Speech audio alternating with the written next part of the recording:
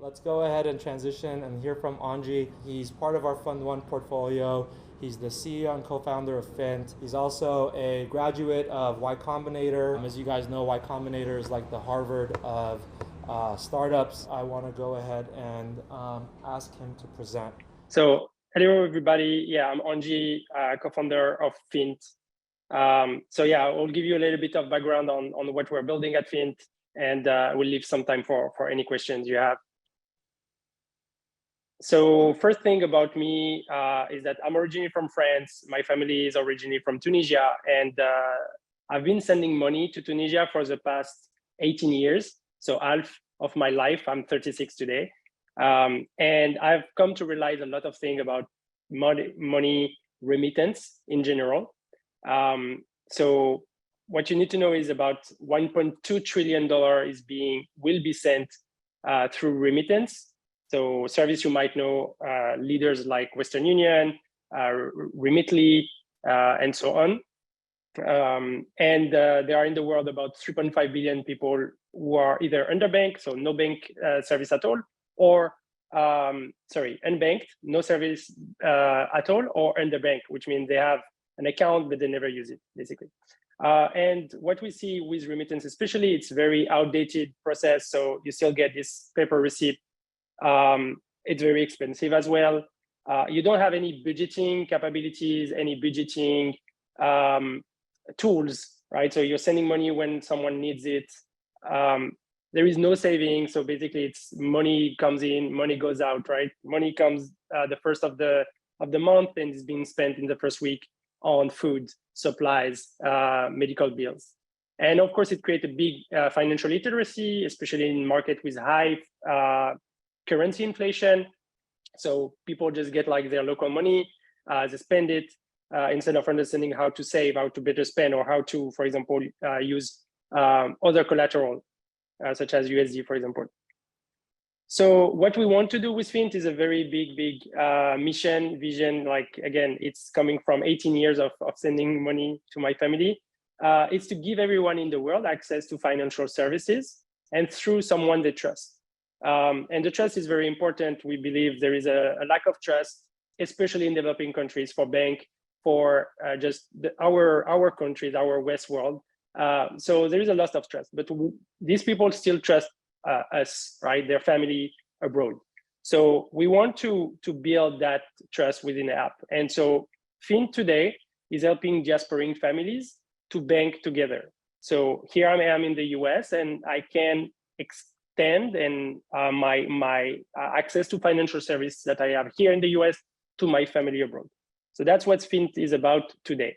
To do this, so we use a mix of crypto and traditional fintech. But tomorrow, Finnt want to enable what we call the family CFO. So you can think of lending, right? Loan for between individual. You can think of bill pay, so directly pay bills from here in the US to anywhere in the world. Saving accounts, I talked about this, and crypto, because we are also big believers in crypto as a collateral, as an asset to grow wealth in a cross-border way. So just a final point on where we are going in this vision. So we're calling it remittance banking. It's basically, if you think of remittance history, right? There is traditional remittance. There is a generation with web first money transfer companies. And there is this remittance banking kind of new generation. It's a big market. So where you add all financial service you can think of on top of the remittance corridors. So we believe this market will be huge, and that's one of the reason why we go after. About Finnt as a company, so we launched a private beta in earlier Q1 this year in just 6 states of the US. So our customer need to be based in the US, even though their family can be based abroad, obviously. And we are launching our public beta by end of the year, most likely just before Christmas. So far we raised about 3.5 million with Y Combinator and other larger firms. And of course, the focus today is on Untapped. So just a quick note on that, like I've met George and the team back when we were during Y Combinator. So super interesting that they reached out before Demo Day, because during Demo Day, there is a ton of interest, and it's really hard to, at least the market in Q1 was very hard for companies. So we had like 200 inbound interest from VCs and angels, etc. So it was really hard to meet people after demo day. But luckily, Untapped meet with us earlier. And also, I really liked their pragmatic approach. I think there is a big, as you can see, alignment.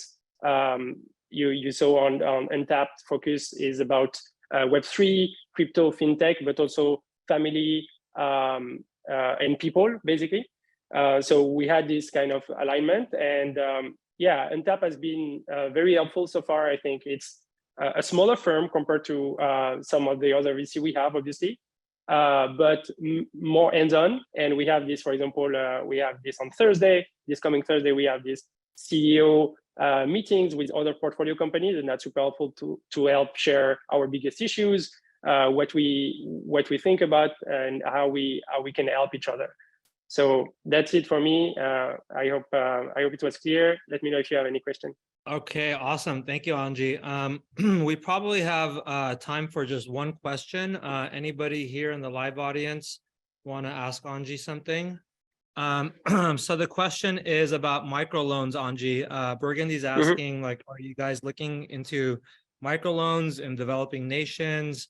Is that something you're interested in doing? Yeah, definitely. This is a great question. Microloans is definitely something we'll be looking at. And in a way that is a bit different, we call it send now, pay later. Basically, it's a person based here in the US that does a microloan and extend it to the person abroad. So the risk is very limited because the person based here in the US with their their income, their credit score from here, from the US like statement, basically extend the microloans to the person in the receiving country. So that's how we look at microloans, and definitely it's a generating revenue opportunity for us.